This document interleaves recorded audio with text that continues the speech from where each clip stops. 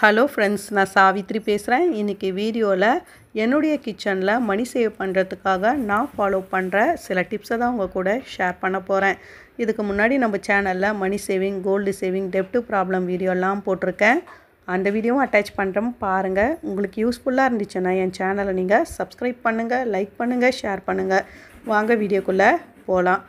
ஒரு ஹோம் மேக்கருக்கு ஒரு நாள் தொடங்குதுன்னா மொதல் செலவு என்னவாக இருக்கும்னா பால் வாங்குகிற செலவாக தான் இருக்கும். எனக்கும் அது மாதிரி தான் ஒரு நாள் தொடங்குதுன்னா மொதல் செலவு பால் வாங்குகிற செலவு.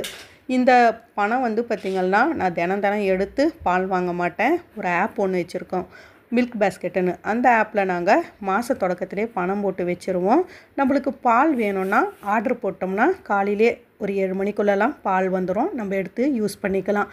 இது மாதிரி ஆப்பை நான் யூஸ் பண்ணுறதுனால எனக்கு என்ன யூஸ்ன்னா, எனக்கு பால் வேணான்னா நான் கேன்சல் கொடுத்தேன்னா அந்த நாளுக்கான பால் வராது.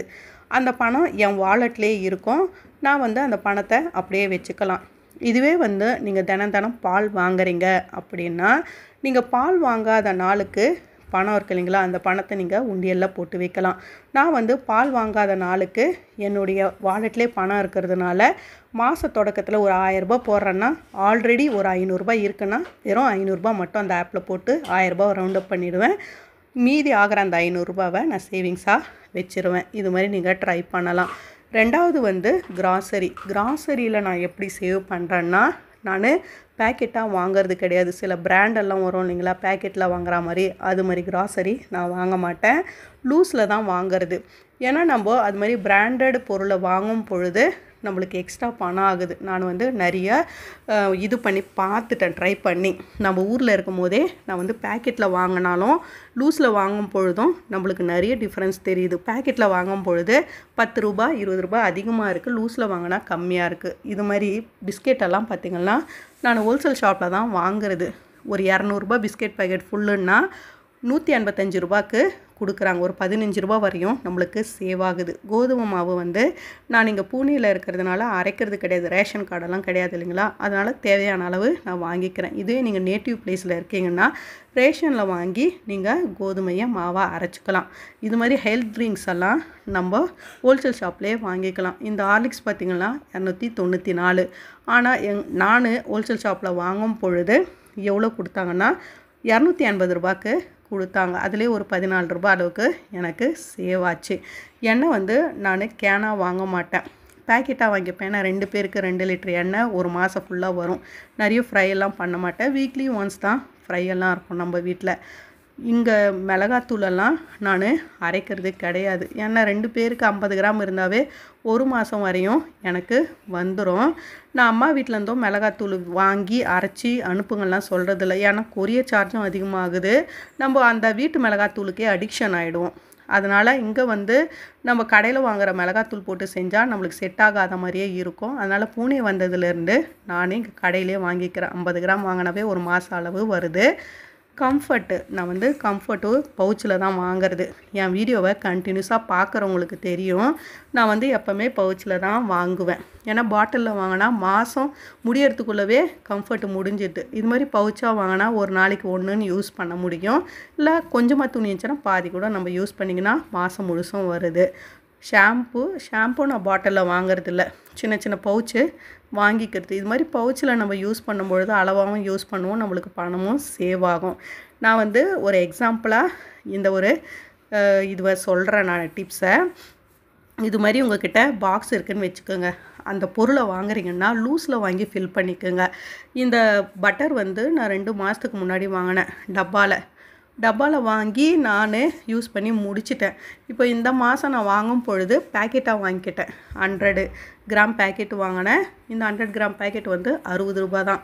இதுவே 100 கிராம் டப்பாவில் வாங்கும்போது 85 ரூபா போட்டுருந்துச்சி. சரி, ஆல்ரெடி நம்மக்கிட்ட தான் டப்பா இருக்குது, எதுக்கு நம்ம போய் டப்பாவோடு வாங்கணும்னு சொல்லிட்டு வாங்கி நான் ஃபில் பண்ணிக்கிட்டேன்.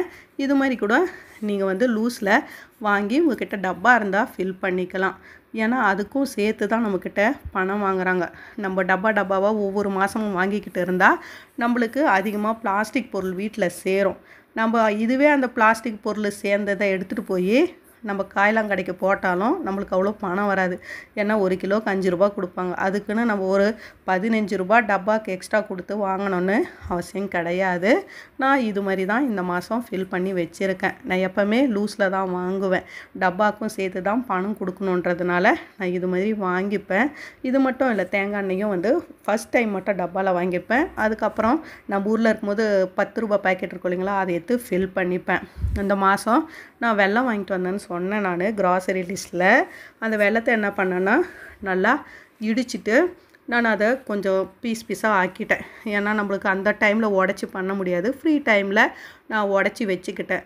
ஆல்ரெடி வந்து ஹார்லிக்ஸ் வாங்கின டப்பா நிறையவே இருக்குது. ஏன்னா ஹார்லிக்ஸு பவுச்சில் கிடைக்கவே மாட்டேங்குது இங்கே வந்ததுலேருந்து. இல்லைனா பவுச்சில் கிடைச்சா நான் வாங்கி ஃபில் பண்ணிக்கிட்டு தான் இருந்தேன்.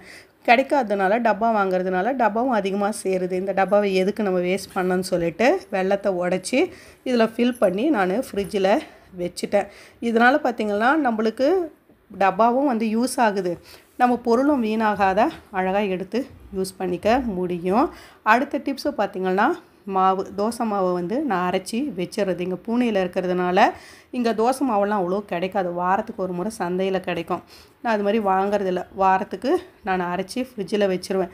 எவ்வளோ டயர்டாக இருந்தாலும் வெளியே போயிட்டு வந்தோன்னா நான் வெளியில் ஃபுட்டு வாங்கிக்கிட்டே வரமாட்டேன். எப்பாவது தான் நாங்கள் சேல்ரி வாங்கும்போது வாங்குவோமே கண்டி. அப்பப்போல்லாம் நான் வாங்கி சாப்பிட்றதில்ல. டயர்டாக இருந்தாலும் வீட்டுக்கு வந்து 2 தோசை செஞ்சு சாப்பிட்டுப்போம். இந்த டிப்ஸை நான் ஃபாலோ பண்ணுறேன். ஆல்ரெடி வந்து நான் சொல்லியிருக்கேன். இந்த ஜாம் பாட்டில்லாம் வந்து எனக்கு ஒவ்வொரு மாதமும் வாங்கும் போது கிடச்சிது. அதெல்லாம் வாஷ் பண்ணி நான் சின்ன நம்ம கிச்சன் பொருளெல்லாம் போட்டு வச்சுக்கினேன், ஸ்பைசஸ் எல்லாம். இது மாதிரி வந்து நீங்களும் வாங்கிறதுக்கு சான்ஸ் இருக்குது. உங்கள் வீட்டில் நிறைய டப்பா இருக்குன்னா இது மாதிரி ஒரு செட்டாக நீங்கள் யூஸ் பண்ணும் பொழுது கிச்சனுக்குன்னு தனி டப்பாங்கள்லாம் வாங்கி யூஸ் பண்ண வேண்டிய அவசியம் இருக்காது. இந்த டிப்ஸ் எல்லாம் நீங்கள் ஃபாலோ பண்ணிங்கன்னா தினமும் கண்டிப்பாக உங்களால் தினச்செலவுலேருந்து ஒரு 100 ரூபாவாவது சேவ் பண்ண முடியும். அடுத்த டிப்ஸு பார்த்திங்கன்னா இந்த நோட்டு. நான் வந்து இது பட்ஜெட் பிளானிங்க்கு தான் யூஸ் பண்ணுறது. நீங்கள் வந்து இது மாதிரி சின்ன நோட்டை கிச்சனில் வச்சுக்கலாம். கிச்சனில் வச்சுட்டு நீங்கள் தினம் செய்கிற செலவை சின்னதாக எழுதி பக்கத்திலே வச்சுக்கும் பொழுது நம்ம இன்றைக்கி என்ன செலவு பண்ணோம் அப்படின்னு சொல்லி நம்மளால் பார்க்க முடியும். நான் வந்து இது பட்ஜெட் பிளானராக வச்சுக்கிறேன். நான் ஒவ்வொரு மாதமும் என்னென்ன செலவு பண்ணுறேன், எந்தெந்த செலவுக்கெல்லாம் கொடுத்தேன்னு நான் டிக் பண்ணிவிடுவேன். இந்த செலவுக்கெல்லாம் பணம் போயிடுச்சு அப்படின்ற மாதிரி. இது மாதிரி வந்து நம்ம சின்ன நோட்டை போட்டு செலவுகளை நம்ம ட்ராக் பண்ணும் பொழுது தேவையில்லாத செலவுகளை ஈஸியாக கண்டுபிடிச்சிட முடியும். இந்த நோட்டு வந்து எனக்கு ரொம்ப யூஸ்ஃபுல்லாக இருக்குது. ஏன்னா கடன் டைம்லேருந்து நான் ஃபாலோ பண்ணுறேன். அதனால் எனக்கு ஒரு நல்ல ரிசல்ட்டை கொடுத்துருக்கு. என் செலவுகளை ட்ராக் பண்ணுறதுக்கு நீங்களும் ட்ரை பண்ணி பாருங்கள். இது மாதிரி வந்து நம்ம சின்ன செலவுகளை கிச்சனில் பார்த்து புத்திசாலித்தனமாக நம்ம செலவு செய்யும் பொழுது அதிகமாக பணம் சேவ் பண்ண முடியும். இந்த வீடியோ யூஸ்ஃபுல்லாக இருந்துச்சுன்னா சப்ஸ்கிரைப் பண்ணுங்கள். பாய்.